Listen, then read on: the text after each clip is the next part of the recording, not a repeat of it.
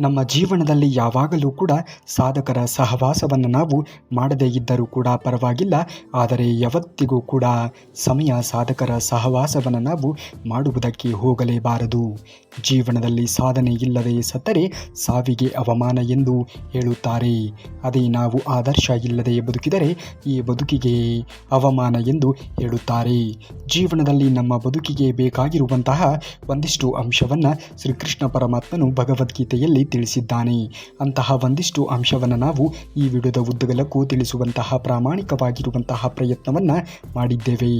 ನೀವೇನಾದರೂ ಶ್ರೀಕೃಷ್ಣ ಪರಮಾತ್ಮನ ಭಕ್ತರೇ ಆಗಿದ್ದರೆ ತಪ್ಪದೆ ಈ ವಿಡಿಯೋಗೆ ಒಂದು ಲೈಕನ್ನು ಮಾಡುವುದರ ಮುಖಾಂತರ ನಮ್ಮ ಪ್ರಯತ್ನಕ್ಕೆ ಒಂದು ಬೆಂಬಲವನ್ನು ಸೂಚಿಸಿ ಎಂದು ಕೇಳಿಕೊಳ್ಳುತ್ತಾ, ಬನ್ನಿ ಎಲ್ಲಿಯೂ ಕೂಡ ಸ್ಕಿಪ್ ಮಾಡದೆ ಸಂಪೂರ್ಣವಾಗಿ ನೋಡಿ. ಖಂಡಿತವಾಗಿಯೂ ಕೂಡ ಈ ಒಂದು ವಿಡಿಯೋದಿಂದ ನಿಮ್ಮ ಜೀವನದಲ್ಲಿ ಒಂದಿಷ್ಟು ಬದಲಾವಣೆಗಳು ಖಂಡಿತವಾಗಿಯೂ ಕೂಡ ಹಾಗೆ ಆಗುತ್ತದೆ.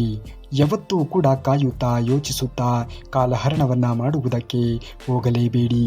ಏಕೆಂದರೆ ಬದುಕು ಎನ್ನುವುದು ಯೋಚನೆಗಿಂತಲೂ ಕೂಡ ವೇಗವಾಗಿ ಸಾಗುತ್ತಾ ಇರುತ್ತದೆ.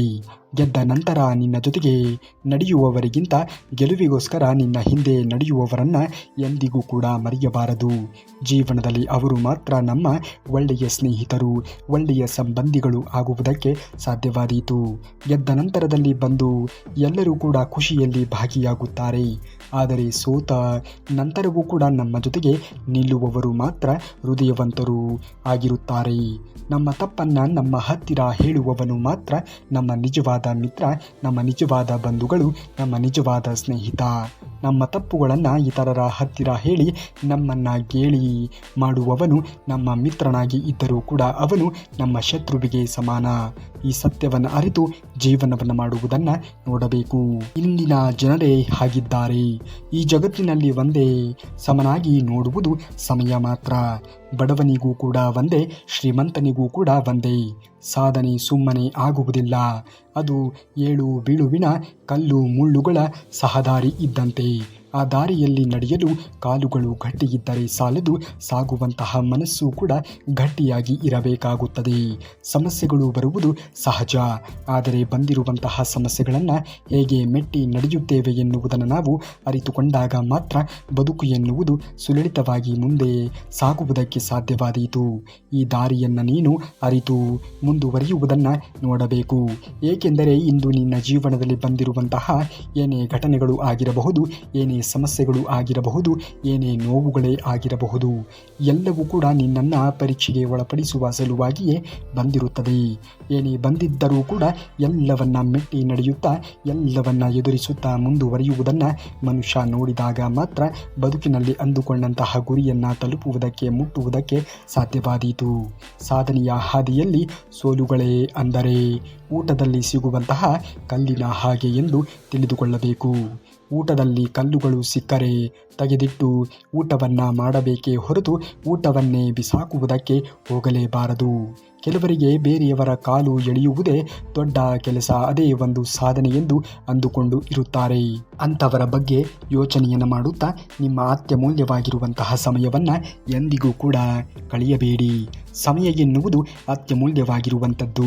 ಆ ಸಮಯವನ್ನು ನೀವು ಹೇಗೆ ಬಳಸಿಕೊಳ್ಳುತ್ತೀರಾ ಎನ್ನುವುದರ ಮೇಲೆ ನಿಮ್ಮ ಜೀವನ ಎನ್ನುವುದು ರೂಪಿತವಾಗುತ್ತದೆ. ಸಮಯವನ್ನು ಸರಿಯಾದ ರೀತಿಯಲ್ಲಿ ಸದುಪಯೋಗ ಮಾಡಿಕೊಳ್ಳುವುದನ್ನು ನೀವು ಕಲಿಯಲೇಬೇಕು. ಅಂದಾಗ ಮಾತ್ರ ನೀವು ಬದುಕಿನಲ್ಲಿ ಮುಂದೆ ಬರುವುದಕ್ಕೆ ಸಾಧ್ಯವಾಗುತ್ತದೆ. ಎಲ್ಲರಿಗೂ ಕೂಡ ಆದರೆ ಒಳ್ಳೆಯದನ್ನು ಮಾಡಿ, ಆದರೆ ಯಾರಿಗೂ ಕೂಡ ಕೆಟ್ಟದ್ದನ್ನು ಮಾಡುವುದಕ್ಕೆ ಹೋಗಲೇಬೇಡಿ.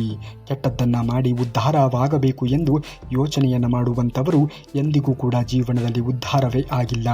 ಹಾಗಾಗಿ ಆದರೆ ಒಳ್ಳೆಯದನ್ನು ಮಾಡಿ. ನೀವು ಯಾವ ಕರ್ಮಗಳನ್ನು ಮಾಡುತ್ತೀರಿಯೋ ಅದೇ ಒಂದು ಕರ್ಮದ ಪ್ರತಿಫಲವನ್ನು ಪಡೆಯುತ್ತೀರಾ. ಒಳ್ಳೆಯ ಕರ್ಮಗಳನ್ನು ಮಾಡುವುದನ್ನು ನೋಡಬೇಕು. ಅಂದಾಗ ಮಾತ್ರ ಬದುಕಿನಲ್ಲಿ ನಿಮಗೆ ಒಳ್ಳೆಯ ಪ್ರತಿಫಲ ಎನ್ನುವುದು ದೊರೆಯುವುದಕ್ಕೆ ಸಾಧ್ಯವಾದೀತು.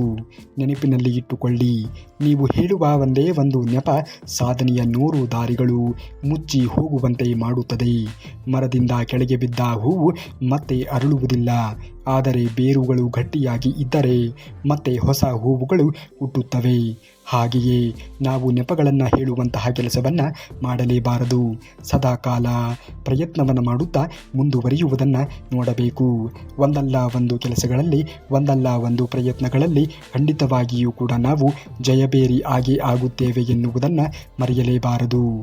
ನಮ್ಮ ಜೀವನದಲ್ಲಿ ಇಲ್ಲಿಯವರೆಗೆ ಏನನ್ನು ಕಳೆದುಕೊಂಡಿದ್ದೇವೆ ಎನ್ನುವುದಕ್ಕಿಂತ ಇನ್ನು ಜೀವನದಲ್ಲಿ ಮುಂದೆ ಎಷ್ಟೊಂದು ಬೆಳೆಯಬೇಕಿದೆ ಎನ್ನುವುದು ತುಂಬಾ ಮುಖ್ಯವಾಗುತ್ತದೆ. ಸಾಧನೆಯ ಗೆಲುವು ದುಡಿಯುವ ಕೈಗಳಿಂದ ಬರುತ್ತದೆ ಹೊರತು ಅಂಗೈಯಲ್ಲಿ ಇರುವಂತಹ ಅದೃಷ್ಟ ರೇಖೆಗಳಿಂದ ಬರುವುದೇ ಇಲ್ಲ. ಯಾವಾಗಲೂ ಕೂಡ ನಾವು ಸಾಧನೆಯನ್ನು ಮಾಡಬೇಕು ಅನ್ನುವುದೇ ಆದರೆ ಮನಸ್ಸಿಚ್ಛೆಯಿಂದ ದುಡಿಯುವುದನ್ನು ಕಲಿಯಬೇಕು. ನಮ್ಮ ದುಡಿಮೆ ಎನ್ನುವುದು ನಮ್ಮ ಗುರಿಯನ್ನು ಮುಟ್ಟುವಂತೆ ಮಾಡುತ್ತದೆ, ನಮ್ಮ ಸಾಧನೆಯನ್ನು ಮುಟ್ಟುವಂತೆ ಮಾಡುತ್ತದೆ. ಹಾಗಾಗಿ ಸದಾಕಾಲ ಒಂದಲ್ಲ ಒಂದು ವಿಚಾರಗಳಲ್ಲಿ, ಒಂದಲ್ಲ ಒಂದು ವಿಷಯಗಳಲ್ಲಿ, ಒಂದಲ್ಲ ಒಂದು ಗುರಿಯ ಕಡೆಗೆ ನೀವು ಹೆಜ್ಜೆಯನ್ನು ಹಾಕುವುದನ್ನು ನೋಡಬೇಕು. ಸಾಧಕರು ಯಾವತ್ತಿಗೂ ಕೂಡ ತಮ್ಮ ಬಗ್ಗೆ ತಾವೇ ಪರಿಚಯವನ್ನು ಮಾಡಿಕೊಳ್ಳುವುದಿಲ್ಲ. ಬದಲಾಗಿ ಸಾಧನೆ ಮಾಡುವುದರ ಮುಖಾಂತರ ಅವರ ಸಾಧನೆಯೇ ಅವರನ್ನು ಎಲ್ಲರಿಗೂ ಕೂಡ ಪರಿಚಯಿಸುವ ಹಾಗೆ ಜ್ವಾಲಾಮುಖಿಯಾಗಿ ಹೊರಗೆ ಹೊಮ್ಮುತ್ತದೆ ಎನ್ನುವುದನ್ನು ಮರೆಯಲೇಬೇಡಿ. ನಿಮ್ಮ ಕೆಲಸಗಳನ್ನು ಮಾಡುತ್ತಾ ಮುಂದುವರಿಯುವುದನ್ನು ನೋಡಿ. ನಿಮಗೆ ಕಾಲಕ್ಕೆ ತಕ್ಕಂತೆ, ಸಮಯಕ್ಕೆ ತಕ್ಕಂತೆ, ಯಾವ ಸಂದರ್ಭಕ್ಕೆ ಅನುಗುಣವಾಗಿ ಯಾವುದು ಒಂದು ದಕ್ಕಬೇಕೋ ಅದು ದಕ್ಕುತ್ತದೆ ಎನ್ನುವುದನ್ನು ಮರೆಯಲೇಬೇಡಿ. ಸಮಯಕ್ಕೆ ತಕ್ಕಂತೆ ಬಣ್ಣವನ್ನು ಬದಲಿಸುವವರ ಬಣ್ಣ ಇಂದಲ್ಲ ನಾಳೆ ಬದಲಾವಣೆ ಆಗುತ್ತದೆ. ಅವರ ನೈಜ ವ್ಯಕ್ತಿತ್ವ ಸಮಯ ಸಾಧಕರಿಗೆ ಸಮಯವೇ ತಕ್ಕ ರೀತಿಯ ಉತ್ತರವನ್ನು ನೀಡುವುದು. ನೆನಪಿನಲ್ಲಿ ಇಟ್ಟುಕೊಳ್ಳಿ, ಸಮಯ ಯಾರೊಬ್ಬರಿಗೂ ಕೂಡ ಕಾಯುವುದಿಲ್ಲ, ಸಮಯ ಯಾರಿಗೂ ಕೂಡ ಕಾಯುವುದೂ ಇಲ್ಲ. ಈ ಸತ್ಯವನ್ನು ಅರಿತು ಜೀವನವನ್ನು ಮಾಡುವುದನ್ನು ಮನುಷ್ಯ ನೋಡಬೇಕು. ಸಮಯವನ್ನು ಸರಿಯಾದ ರೀತಿಯಲ್ಲಿ ಸದುಪಯೋಗ ಮಾಡಿಕೊಳ್ಳಿ.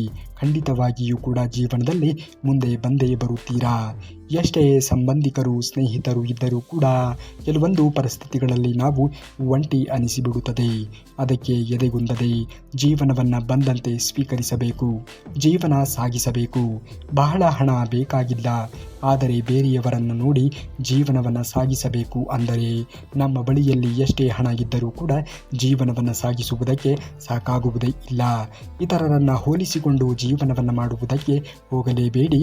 ನಿಮ್ಮ ಪಾಲಿಗೆ ಇದ್ದಿದ್ದನ್ನು ನೀವು ಅನುಭವಿಸುತ್ತಾ ಮುಂದುವರಿಯುವುದನ್ನು ನೋಡಬೇಕು. ಯಾವುದು ಕೂಡ ಇಲ್ಲಿ ಯಾರಿಗೂ ಸುಖ ಸುಮ್ಮನೆ ಸಿಗುವುದೇ ಇಲ್ಲ. ಏನೇ ಸಿಕ್ಕಿದ್ದರೂ ಕೂಡ ಅದರ ಹಿಂದೆ ಒಂದು ಪರಿಶ್ರಮ ಎನ್ನುವುದು ಇದ್ದೇ ಇರುತ್ತದೆ ಎನ್ನುವುದನ್ನು ಮರೆಯಲೇಬಾರದು. ನಾವು ಯೋಚನೆ ಮಾಡುವುದಕ್ಕೂ ಕೂಡ, ನಾವು ಪ್ರಯತ್ನ ಪಡುವುದಕ್ಕೂ ಕೂಡ ಒಂದು ವ್ಯತ್ಯಾಸ ಎನ್ನುವುದು ಇರಬೇಕು. ನಾವು ಹೇಗೆ ಯೋಚನೆಯನ್ನು ಮಾಡುತ್ತೇವೆಯೋ ಅದೇ ರೀತಿಯಾಗಿ ಪ್ರಯತ್ನವನ್ನು ಪಟ್ಟಾಗ ಖಂಡಿತವಾಗಿಯೂ ಕೂಡ ನಾವು ಅಂದುಕೊಂಡಂತಹ ಗುರಿಯಲ್ಲಿ, ಅಂದುಕೊಂಡಂತಹ ಕೆಲಸದಲ್ಲಿ ಜಯಬೇರಿಯನ್ನು ಬಾರಿಸುತ್ತೇವೆ. ನಮ್ಮ ಬೆನ್ನ ಹಿಂದೆ ನಮ್ಮ ಬಗ್ಗೆ ಕೆಟ್ಟದ್ದಾಗಿ ಮಾತನಾಡುವಂತಹ ಬಂಧುಗಳಿಗಿಂತ, ಸ್ನೇಹಿತರಿಗಿಂತ ಎದುರಿನಲ್ಲಿ ಕಪಾಳಕ್ಕೆ ಹೊಡೆಯುವಂತಹ ಶತ್ರುಗಳೇ ಉತ್ತಮರು. ನೀವು ಮಾಡುತ್ತಿರುವಂತಹ ಕೆಲಸ ನಿಮ್ಮ ಅಂತರಂಗದ ಆನಂದಕ್ಕೆ ಕಾರಣವಾದರೆ ಸಾಕು. ಬೇರೆಯವರನ್ನು ತೃಪ್ತಿಪಡಿಸಬೇಕು ಅನ್ನುವಂತಹ ಅಗತ್ಯವೇ ಇರುವುದಿಲ್ಲ. ಈ ಸತ್ಯವನ್ನು ಅರಿತು ಜೀವನವನ್ನು ಮಾಡುವುದನ್ನು ಮನುಷ್ಯನಾದವನು ನೋಡಬೇಕು. ಅಂದಾಗ ಮಾತ್ರ ಮನುಷ್ಯ ಜೀವನದಲ್ಲಿ ಮುಂದೆ ಬರುವುದಕ್ಕೆ ಸಾಧ್ಯವಾಗುತ್ತದೆ ಎನ್ನುವುದನ್ನು ಮರೆಯಲೇಬೇಡಿ. ಯಾವ ವ್ಯಕ್ತಿ ತನ್ನ ತಪ್ಪುಗಳನ್ನು ತಿಳಿದುಕೊಳ್ಳಲು ತಾನಾಗಿಯೇ ಹೋರಾಟವನ್ನು ಮಾಡುತ್ತಾನೆಯೋ ಅವನು ಸೋಲಿಸಲು ಯಾರಿಂದಲೂ ಕೂಡ ಸಾಧ್ಯವೇ ಇಲ್ಲ. ಒಳ್ಳೆಯ ನಡತೆಯಿಂದ ನಮಗೆ ಯಾವುದೇ ಆರ್ಥಿಕವಾಗಿರುವಂತಹ ಲಾಭ ಸಿಗದೇ ಇರಬಹುದು, ಆದರೆ ಖಂಡಿತವಾಗಿಯೂ ಕೂಡ ಜೀವನದಲ್ಲಿ ಒಂದಲ್ಲ ಒಂದು ದಿನ ಒಳ್ಳೆಯ ಪ್ರಸಂಗ ಎನ್ನುವುದು ಬಂದೇ ಬರುತ್ತದೆ. ನೀನು ಈಗ ಪಡುತ್ತಿರುವಂತಹ ಕಷ್ಟಗಳಿಗೆ ಖಂಡಿತವಾಗಿಯೂ ಕೂಡ ಸುಖ ಪಡುವಂತಹ ಕ್ಷಣವನ್ನು ಆ ದೇವರು ಶ್ರೀಕೃಷ್ಣ ಪರಮಾತ್ಮನು ಕರುಣಿಸುತ್ತಾನೆ. ಖಂಡಿತವಾಗಿಯೂ ಕೂಡ ನೀವು ಇಲ್ಲಿಯವರೆಗೆ ವಿಡಿಯೋವನ್ನು ನೋಡಿದ್ದರೆ ತಪ್ಪದೇ ವಿಡಿಯೋಗೆ ಒಂದು ಲೈಕ್ ಮಾಡೋದನ್ನು ಮಾತ್ರ ಮರೆಯಬೇಡಿ. ಗುಣಕ್ಕೆ ಸಾವಿರಾರು ಮನಸ್ಸುಗಳನ್ನು ಗೆಲ್ಲುವಂತಹ ಶಕ್ತಿ ಇರುತ್ತದೆ, ಆದರೆ ಆ ಗುಣ ಎನ್ನುವುದು ಒಳ್ಳೆಯದಾಗಿ ಇದ್ದಾಗ.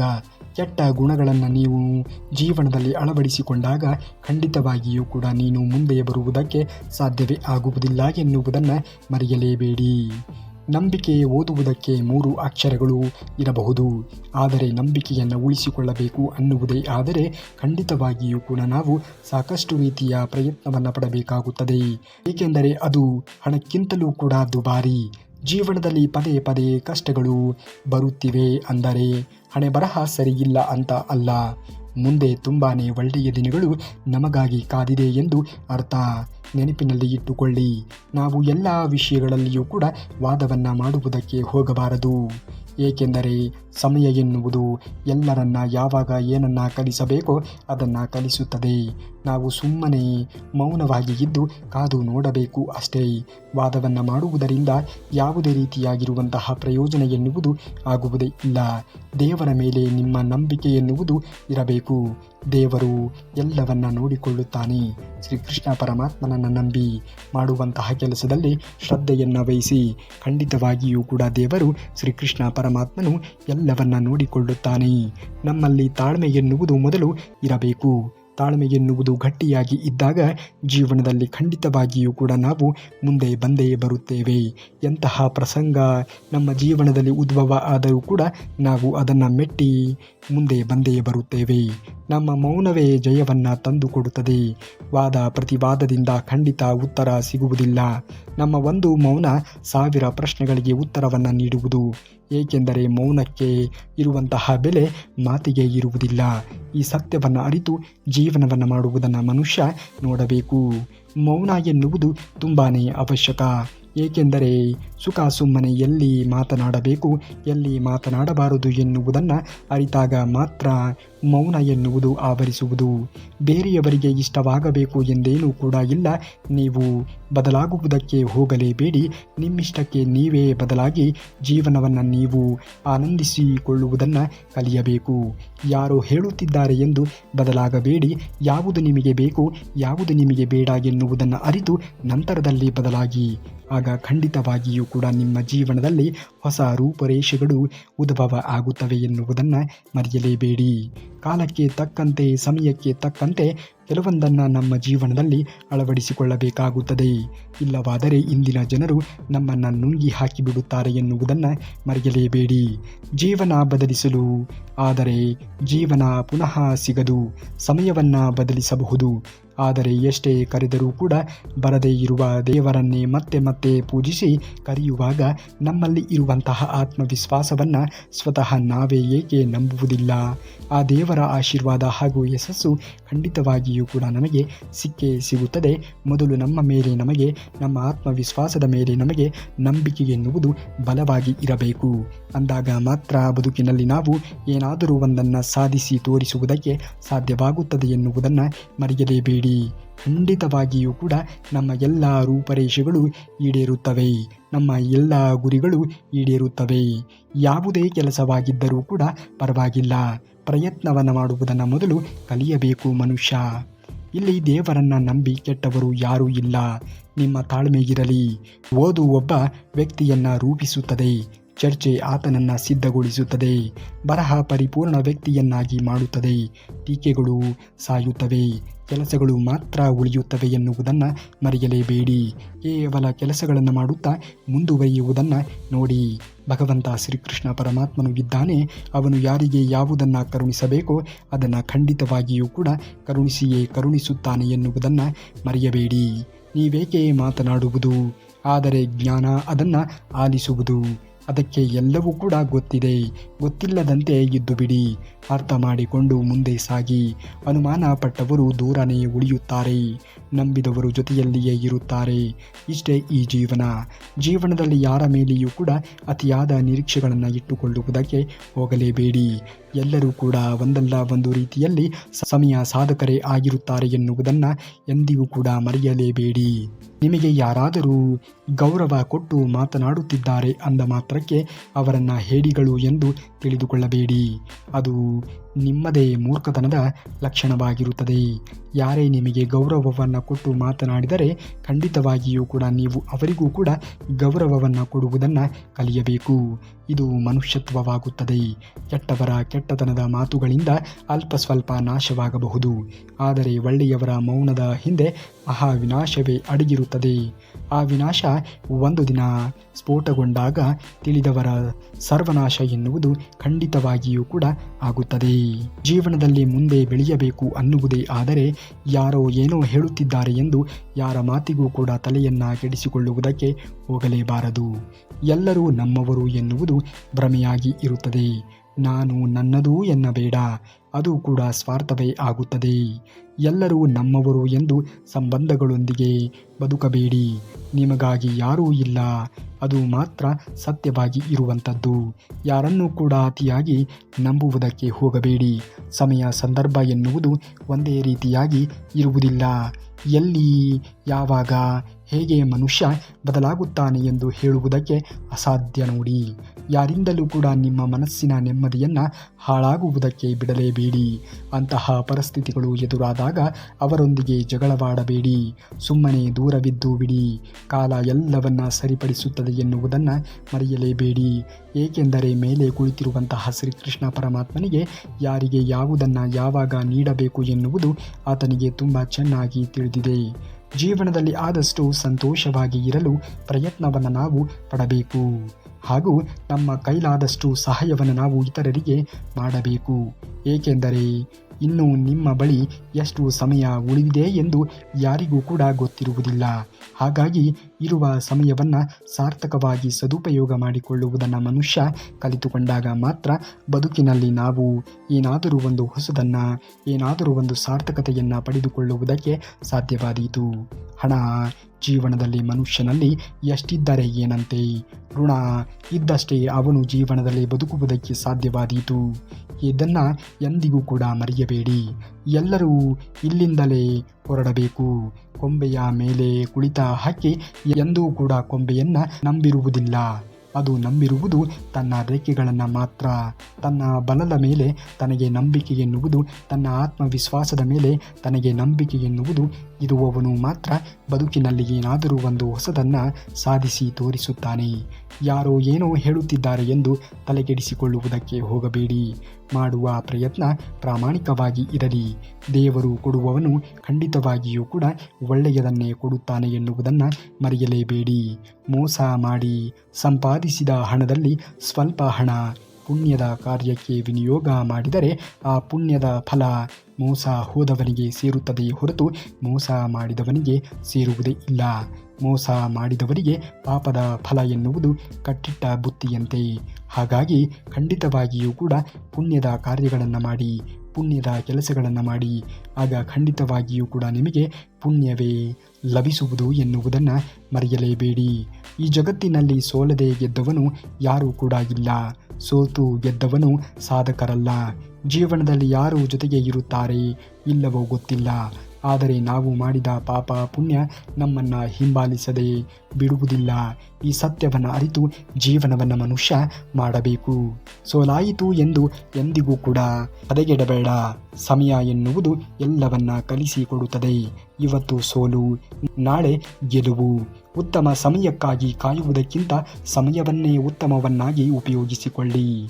ಏಕೆಂದರೆ ಸಮಯ ಯಾರಲ್ಲೂ ಕೂಡ ಭೇದ ಭಾವ ಮಾಡುವುದಿಲ್ಲ. ಜೀವನದಲ್ಲಿ ಹಣವಿಲ್ಲದಿದ್ದವನು ನಿಜವಾದ ಬಡವನಲ್ಲ. ಜೀವನದಲ್ಲಿ ನೆಮ್ಮದಿ ಇಲ್ಲದೆ ಇರುವವನು ನಿಜವಾದ ಬಡವನಾಗಿರುತ್ತಾನೆ.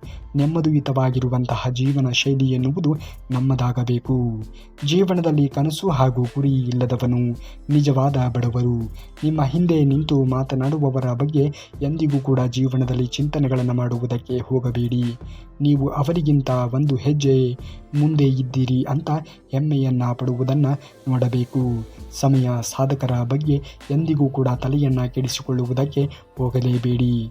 ಹೆಸರೇ ಸೂಚಿಸುವ ಹಾಗೆ ಅವರು ಸಮಯ ಸಾಧಕರು. ಇಂದು ನಿನ್ನ ಪರವಾಗಿ ಮಾತನಾಡಿದ್ದರೆ ನಾಳೆ ಬೇರೆಯವರ ಪರವಾಗಿ ಮಾತನಾಡುತ್ತಾರೆ.